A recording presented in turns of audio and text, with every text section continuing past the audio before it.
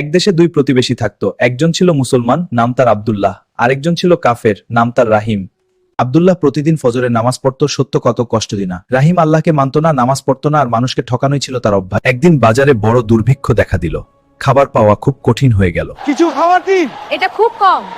খাবার জমিয়ে রেখে বেশি দামে বিক্রি করতে লাগলাম। আমি আমার সামান্য খাবারও গরিবদের সাথে ভাগ করে নিলাম। এক রাতে ভয়ঙ্কর ঝড় হলো। রাহিমের ঘর ভেঙে গেল, সব খাবার নষ্ট হয়ে গেল। আব্দুল্লাহ ভাই, আমাকে সাহায্য করুন। আয় ভিতরে আয়। আপনার এত দয়া, আমি কৃতজ্ঞ। আমি তো তোমার সাথে সারে খারাপ বর করেছি, তবুও তুমি আমাকে সাহায্য করলে কেন? আমার রব আল্লাহ, তিনি আমাকে শিখিয়েছেন ক্ষমা আর দয়া। আমি সত্য বুঝতে পেরেছি। আমি আল্লাহকে জানতে চাই।